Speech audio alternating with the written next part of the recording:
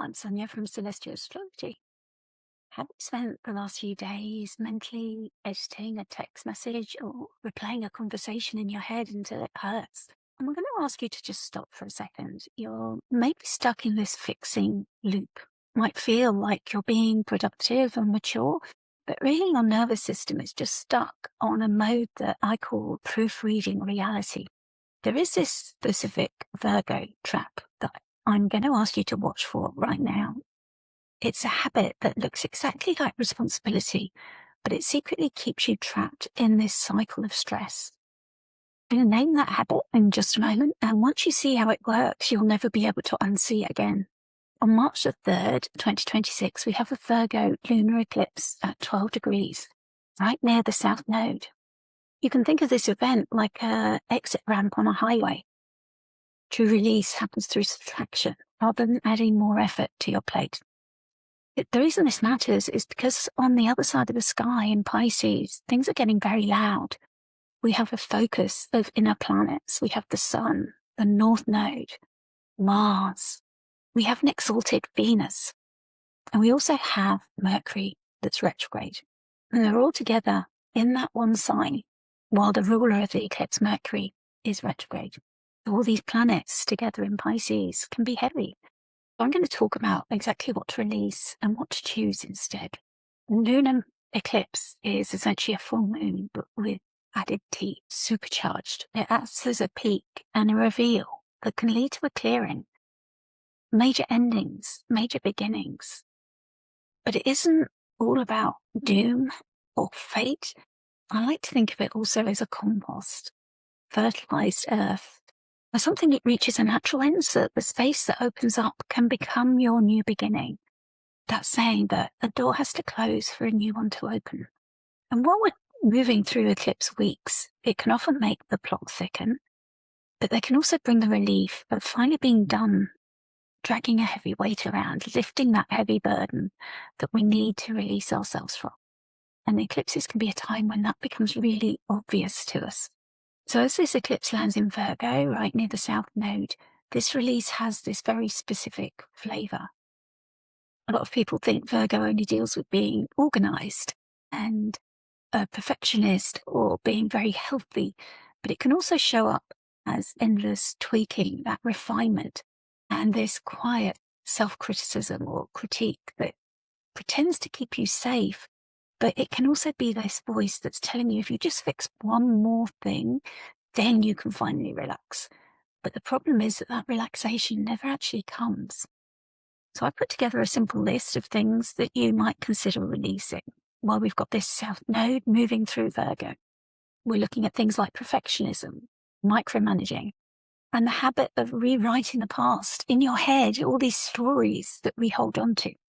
You might notice yourself over-explaining things, worried about people misunderstanding you, or taking on extra tasks just to feel that you're in control. My personal favorite to watch out for is using self-criticism as like a motivational plan, because that is a really fast way to burn out. And because we're dealing with this Virgo energy, these things can show up in your work and your health routines. You might feel this sudden urge to purify your diet. I know that I've added things in and taken things out. And that's important. You look at what you're releasing and also what you're making room for. You might do the same with your calendar, unsubscribing from things or deciding you're no longer showing up for things that you're not aligned with. Or your mind. What are you releasing? What things do you no longer need to keep carrying that tension in your mind? Well, some of that support is great. There's also a shadow side which appears when the word clean starts to feel like a punishment. Your body might be asking for a much softer pace while your brain is demanding that you stay impeccable, that unattainable perfection. And this is where a lot of people can get tripped up. Virgo thinks that healing is a problem that needs a solution. But Pisces knows that healing is actually a process that you have to just allow to flow and take its course. This ebbs and flows. Anybody who's sat and watched the ocean knows that. It's not a perfect rhythm. There's swells and some parts are going in and other parts are going out. Just sit and watch the ocean and learn if you're a Virgo. And yet the ocean is perfect, in itself. perfect in its imperfection. You can just enjoy it as it is. We're not clearing out this space just to become a better version of ourselves, but doing it because there's a very beautiful and messy Pisces pile up of planets there. And no amount of fixing will help you to meet that energy. Absolutely. So Pisces is this realm where the edges start to blur. There's a lack of boundaries there. And we have to rely on our intuition to take over what's inside. It covers our dreams, grief, and a spiritual mystery. The things that are unknown, can we sit with that and allow them to be? It's things that Virgo just can't put into a niche. It's things that Virgo can't clean or refine or put into a neat spreadsheet. If you try to let Virgo drive the car during a Pisces storm, you'll end up with resentment and blurry boundaries. You might feel like you're doing everything right, but still feel worse because you're essentially trying to control the ocean, and that's not possible. So we do need to surrender and just allow things to be sometimes. And the trick is knowing when. So this eclipse is also going to put a spotlight on those emotional boundaries for us. Sometimes fixing things becomes a way to stay close to people through stepping in to help or giving unsolicited advice. I know I'm guilty of that. It's straight away, this will help. But actually they just want to be heard. We might try to manage their feelings so that we don't have to sit in the uncertainty. Pisces North Node is asking you to learn a different skill, which is that surrender, but paired with discernment. You have to trust and proceed while letting the story unfold in its own time and space without abandoning your own needs. Do you even know what those are? Sometimes we get so wrapped up in story and other people and things that are going on around us that we forget to actually identify what our own needs are. What do you want? What do you need? Take some time to reflect on that. With Mars in Pisces as well, it's adding some heat to the mix. You might feel an urge to rescue someone, to take action, to make a snap decision, just to stop the discomfort that you could be sitting in. If you don't remember anything else from this, remember that urgency is not the same thing as guidance. Most of the time, urgency is just unprocessed fear, and it's wearing a badge, pretending to be important. I've got my hat on. I'm doing this. Just this week, I had sent a reply to a note on Substack, and yet there was a misunderstanding there. And I found that my explanation was longer than the actual message. And you can immediately start wanting to then over-explain the explanation. So sometimes you need to just shift that approach, and just a clear sentence can sometimes make so much more difference than long, windy explanations that sometimes people aren't going to read, and they can lead to even more misunderstanding. Sometimes just taking a break, going and doing something different, gives you a clearer mind, a softer structure, feeling into what's actually true. What were you actually trying to say? Shift your approach. What is your boundary? What are you trying to say? What is actually true for you? Rather than trying to think, what are they thinking of this? What are they taking away from this?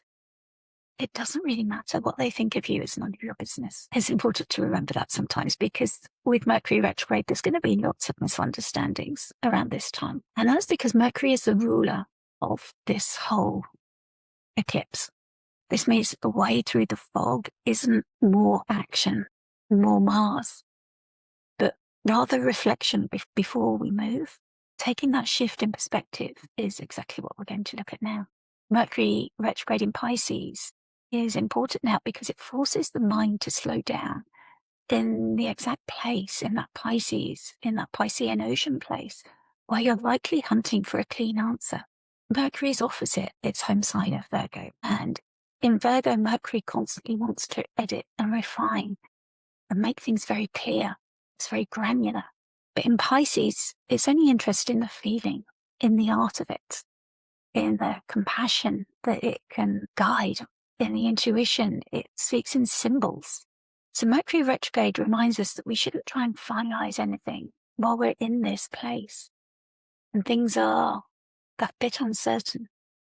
You might be noticing that you're getting memory loops or spikes in your dreams, more symbols showing up, a bit of spiritual static lately. It might feel like your brain is reaching for a solid conclusion, but you're getting missed. Most people miss the fact that Pisces doesn't actually give you clarity through force or effort, but instead it offers it through this process of softening and going with that flow. If you think of water, Pisces is that place of big water, ocean-like water, and different things are happening in different places in that water, and it's got those hidden depths as well. So trying to think your way out of things will only stir up that water and make things even murkier. And since Mercury is the planet ruling this eclipse, we aren't just dealing with the normal retrograde vibes. It's supercharged with this eclipse energy. But it's also offering us a bridge that helps us walk from this fixing energy of Virgo into a healing space of Pisces without losing our way. And it's kind of following those clues that Mercury can leave with us. So I always advise watching out for just what's happening in your life, the things that are coming in that you're not maybe expecting, and the things that are leaving that you haven't actually initiated or activated. Maybe keeps one specific idea in your mind all week, which is that first drafts can lie. And that isn't because you are broken or faulty, but it's because your nervous system is currently trying to translate this raw sensation into a story, but going too fast against this tide of Mercury retrograde. So before you hit send on a text that's important to you, or decide to quit a job, or decide exactly that somebody looked at you strangely and you're trying to figure out what that might have meant, I want you to try just a simple reflection. Identify 3 facts that you actually know about the situation. And then see if you can also find one assumption that you're making. Are you assuming what the other person's thinking, or what situation they're in? Do you know what kind of day they're having? And then what is one question that you're willing to carry for maybe 72 hours without needing an immediate answer? Can you just sit with that question about the situation?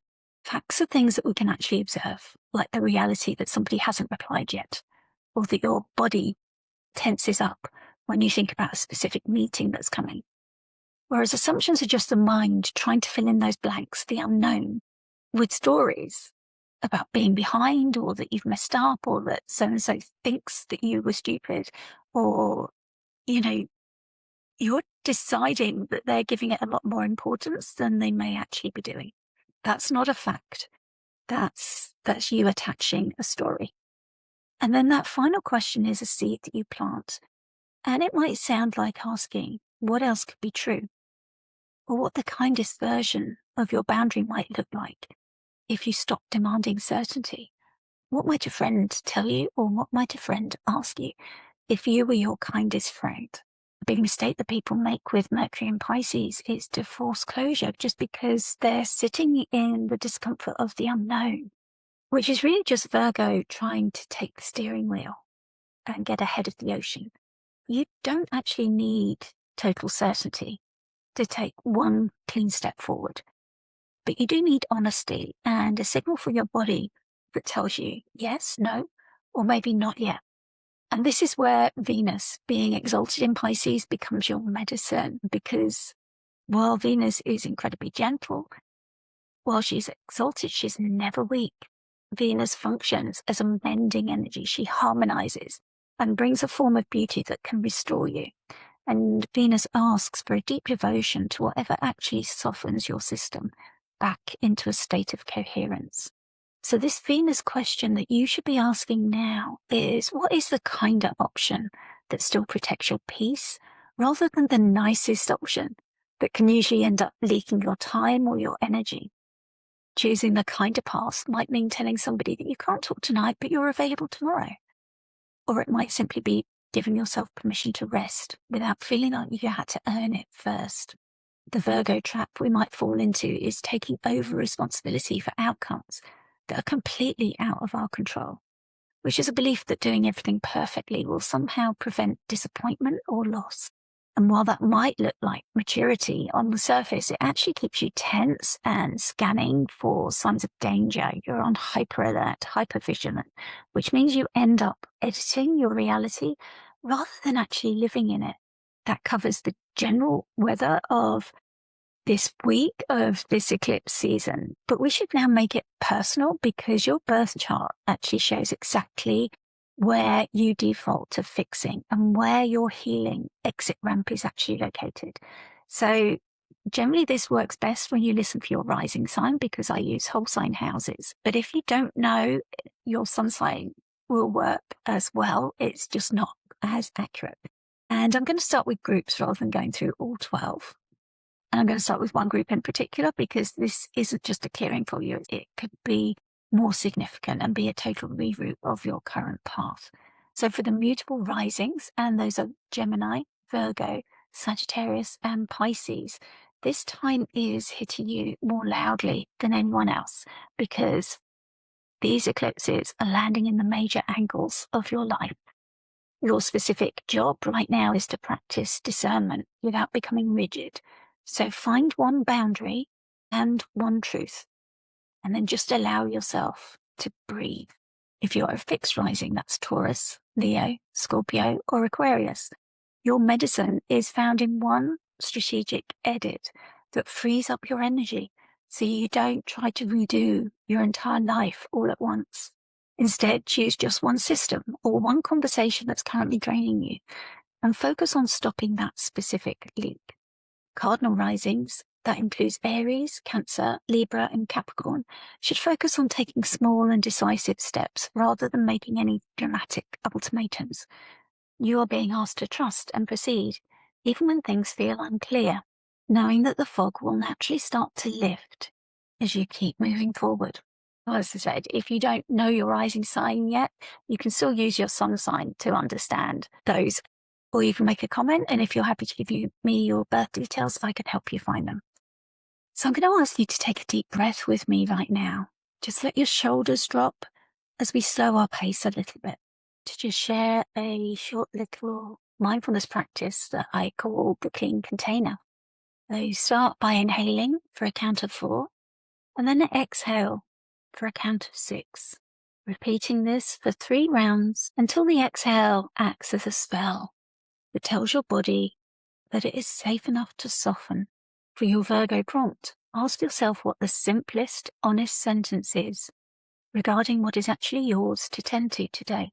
Then, for your Pisces prompt, look at where you might be absorbing emotions that aren't yours and where your boundaries have become too porous.